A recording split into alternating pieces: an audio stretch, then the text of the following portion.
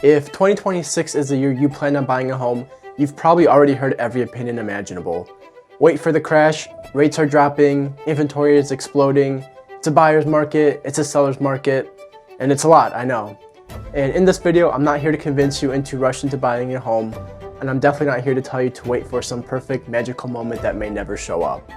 I just want to give you a realistic roadmap for how I would approach 2026 as a home buyer, especially if you want to make a calm, confident decision and avoid stress that so many people felt in 2020 and 2022. The last few years have been chaotic for buyers. Tight inventory, bidding wars, wave contingencies, emotional decision making, and a lot of people can only look back at their purchase from 2020 and only remember how stressful it was. The good news is that 2026 is already shaping up to be very different. It's not a perfect market, but it's a more balanced one. Inventory has been rising in many areas nationwide. Demand has cooled mainly because affordability is tight. And for the first time in a while, buyers actually have time to sit down, think, and be strategic without feeling like they're competing with 10 other offers while the home just hit the market. Now, that doesn't mean that this is the year to sit back and hope that the market magically drops to 2015 prices or 3% interest rates, because honestly, that's just extremely unlikely. I work with clients all the time that want to time the market, and that's the biggest mistake that they can make. One thing I go over with everyone is that time in the market beats timing the market every time. And that's the biggest theme I want to set straight from the start.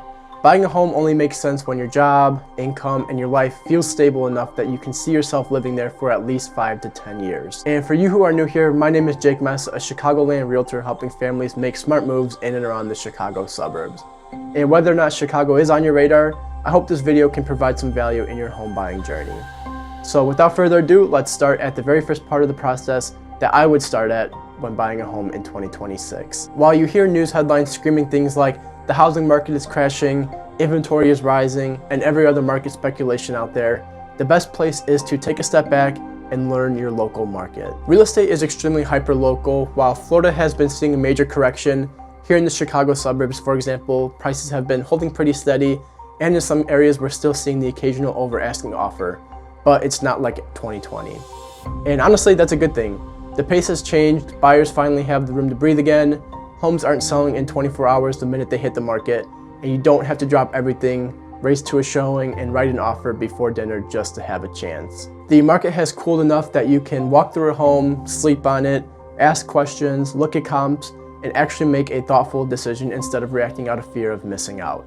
It's a much healthier environment for everybody. The next piece, and this is a big one, is getting pre-approved early. Not because you're committing to buying right now, but because you need clarity. Pre-approval isn't a contract, it's not a timeline, and it's not a signal that you're suddenly locked into buying anything. It's simply the financial roadmap that tells you exactly where you stand. A good lender will break down what your max purchase price is, what your monthly payment will look like with taxes, insurance, and HOA fees if there are any, and how much you realistically need to bring to closing beyond just the down payment. And most people think the down payment is the only big cost, and then get surprised by the closing costs, things like escrow, title fees, lender charges, appraisal, and prepaid interest. And seeing those numbers early prevent you from being blindsided later on. And what I found is that when buyers understand the numbers ahead of time, they make decisions that are calmer, more confident, and way less emotional.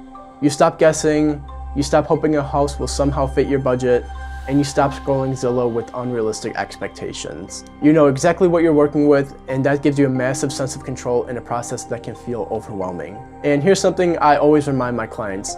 Qualifying for a certain number does not mean that you should shop at that number.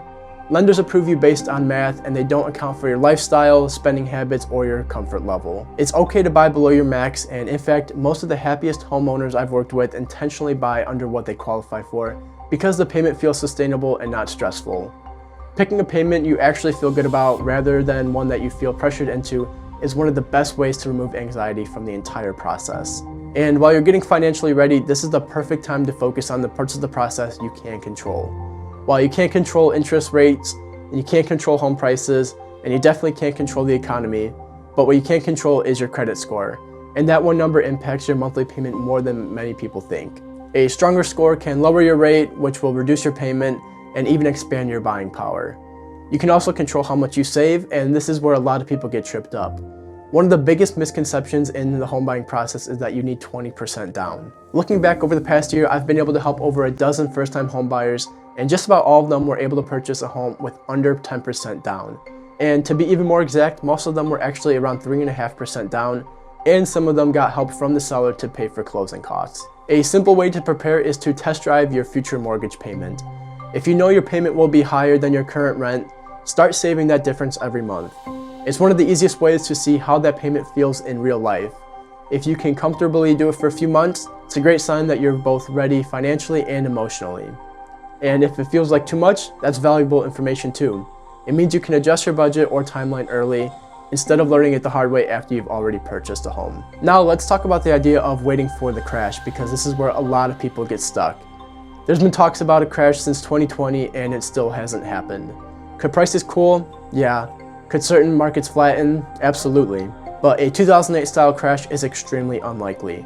That crash was driven by risky loans, bad lending practices, and an oversupply of homes, none of which are happening today. What we have now is actually quite the opposite.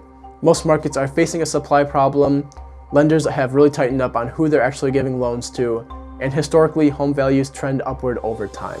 Real estate has appreciated roughly 4 to 5% a year on average over the past 60 years, even through recessions, and there have only been a handful of true down years nationally in that entire span. So yeah, waiting can pay off in certain situations, but waiting forever from fear or hesitation often means paying more later on. And here's something a lot of people forget. You can always refinance your interest rate once the rates come down, but you can't change your purchase price. Once the prices go up, you don't get to lock in 2025 or 2026 prices again. So the real question isn't, will the market crash? It's, does waiting actually improve my position, or am I just hoping for a perfect condition that may never show up? Here's something else I want you to take away. Renting isn't failing, buying later isn't failing, but waiting too long without a plan can put you further behind than you think, especially if rates and prices move against you or if demand increases again. Renting simply buys you time, but it shouldn't be your permanent plan if homeownership is a goal. Renting is a chapter, but it's not the whole book, and the key is to be intentional during that waiting period. Fix your credit, build your savings, learn your market, and get ready so when the right home comes up at the right time in your life, you're prepared instead of scrambling. Buying a home in 2026 comes down to clarity, not timing. It's about understanding your numbers early, giving yourself permission to slow down and do this the right way, and making decisions based on your life, not hype, not fear, and definitely not news headlines. If you approach it with a proper plan, the process feels a lot less stressful and a lot more empowering. And whether you plan on buying in 3 months, 6 months, or sometime in 2027, I'm here as a resource to help walk you through the process at your pace, answer any questions, and make sure you feel confident every step of the way. Here's my email, or you can find all my info in the description below. And if you're considering buying a home here in the Chicago suburbs, give this video a watch here where I cover the real cost of owning a home here. Don't forget to like this video and subscribe. I'm Jake Mesa, your Chicago suburb realtor, and I'll see you in the next video.